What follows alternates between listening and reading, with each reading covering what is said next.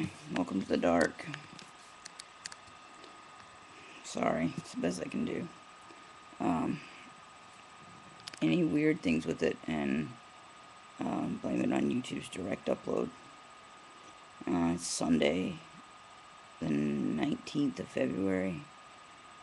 That means it's exactly 6 months from my birthday today.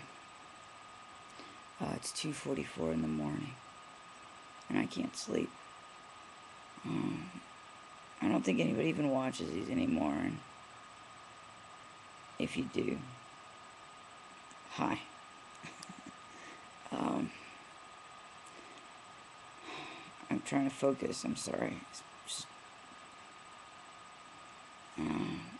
trying to do the thing I probably should have done before I started the video, which is collect my thoughts, but I find that I usually just fall into a video. It's just how I work, and the light seems to be getting a little bit better. A lot of you that are close to me are friends with me on Facebook, and it seems to be a more efficient way to keep up. Not only that, but this is sort of a hobby that I've had for a long time, and I felt like some people in my real life were finding the videos, which is funny because it really should be the case that my old videos are the ones that I should want to hide, but they're not. I find increasingly that I'm concerned about the subject matter of my more recent videos. I feel no need to hide the medical part of my life, which is really interesting because in real life it's not something I disclose to everybody. But the trans thing is increasingly more difficult for me to deal with. I have so much internalized transphobia at this point, it's ridiculous. It just feels like another, and I don't mean this in a bad way because I really don't think it's something that most trans people feel. This is just my narrative, but it feels like another affliction. Something else that costs money to fix, something else that's medically wrong with me. I don't subscribe to the theory that I was born into the wrong body or anything like that. I can't tell you what my chromosome makeup is, so maybe that has something to do with things. I don't know. Was I washed with an excessive amount of testosterone in utero? I don't know.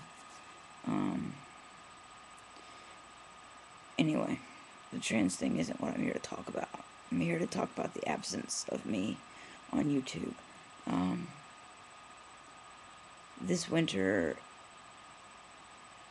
going back maybe into the fall, has been one of the most difficult and trying times of my life. And I find that I have no problem getting on here when my life is physically difficult, because my life is always physically difficult. But when it's emotionally difficult, I shut down, and I have a hard time telling anybody what's going on with me. I have a therapist who doesn't know half the story right now. It's been hell on earth, and something I never thought I would experience, something that caught me, although it should have been expected, I guess, completely off guard, and it's not something that I feel comfortable talking about here. I wish I did, to be honest. I wish I didn't feel so, I don't have a word, but so compressed by it that I can't speak, which is really against a lot of what I've worked for while being sick, is to not stuff things down, not hide from them. I don't think I'm necessarily hiding from them in life. I just think I'm very private about how I choose to deal with them. It really makes me sad because this is an outlet that for so many years was the only connection I had with the real world, and I find that the more I connect with the real world, the more alone I actually feel. I feel subhuman. I feel like I exist in this space that isn't human, but it isn't dead, but it's not quite living. And I question so much. You know, I'm always looking for the lesson, and maybe that's what I've taken in and understood from studying the a bit of Buddhism that I have. But I don't see a lesson here. And maybe that's because there's not a time yet. But it's drawing out, and I find that I am weaker and weaker and weaker, and there's nobody to tell that to.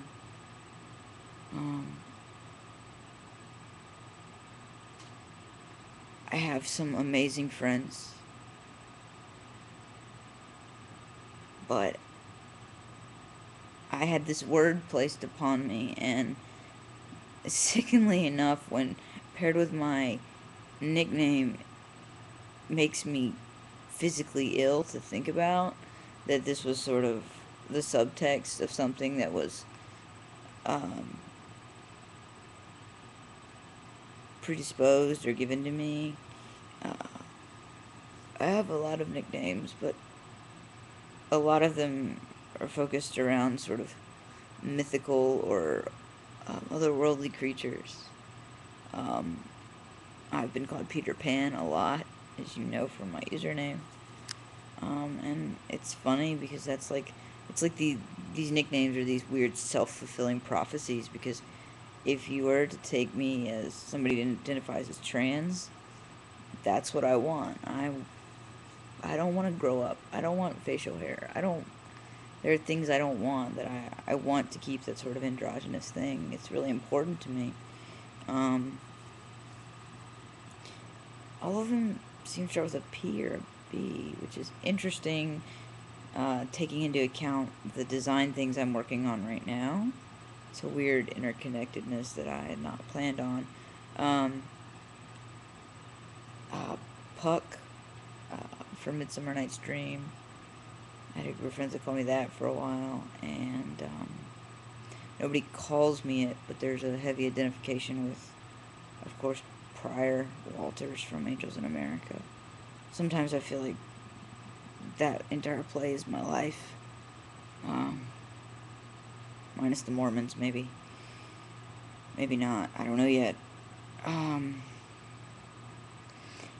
And then the one that came later was Beast, and I think it was a compliment at the time, but it has spiraled to a point where I don't feel like it's complimentary, because this word was introduced into my vocabulary regarding myself. And I know one of my best friends hates this word, in a way in which I can't describe, but I will try to attempt to with the word disdain.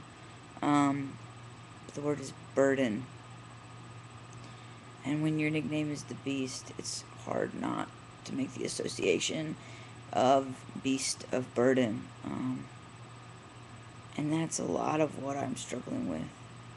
It's trying to remove my burden from sickness or financial or emotional or even physical need upon other people, and what is the balance between healthy relationships and just being a burden.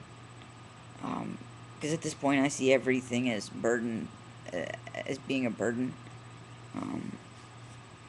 especially the situation I find myself in right now, which I hate to be cryptic, but I can't elaborate. Yeah. I've been away simply because I can't talk about what's going on. I can't make sense of it, and I can't wrap it up in 15 minutes or less. I don't know what to tell you about my health. It's not stable, but it's not bad. We're back to square one in a lot of cases. I refuse to go back on antibiotic treatment. I won't do it. It was taking my life right away from me and right in front of my eyes. And I don't really care if I have an answer. I just am at a point where I'm trying to figure out how to live with what I have and still maintain the hope of something better, which reminds me of the quote from the end of the play, the second part of the play, that life is this painful process of longing for what we've left behind and dreaming for what's ahead. And I don't think there's anything that could sum up where I am right now any better. I long for a lot of things that I've left behind or have left me confused and clueless and broken in so many ways. And then there's a part of me that dreams of all these amazing things that are ahead. I told you it was 6 months from my birthday because this birthday will officially mean that I'm on the downward slope of my 20s. It's a place where I never expected to see myself. And every day I expect that bus or that train is going to come right past me and it'll all be over. I don't think it's a bad way to live, but I think that at times I have an unhealthy fixation with death or predisposition to stare at it entirely too much.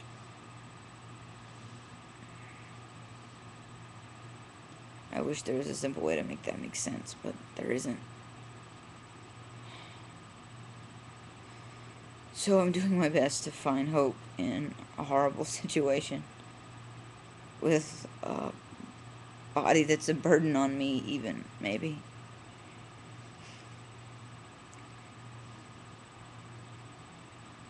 So I'm sorry if I've been absent. I really am, because the whole point of this is to document my life. It's not really for anybody else but me. And sometimes I think it's really a cool thing that I can go back to a certain time and watch a video and see what my mind was thinking. And sometimes that's just scary. But here I am. I'm human. I'm still alive. Be it luck or design or the fact that I haven't gone at my own hands, or that the train just isn't coming fast enough, or maybe that I'm hurling towards the train and I don't know it. But I'm here. And I'm trying to find hope in the impossible. It's not like me to give up.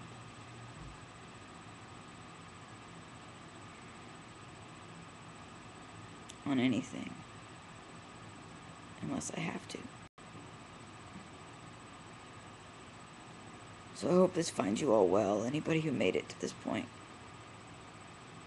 Thanks for hanging in there and putting up with my absence, and you guys take care and be well. Till next time.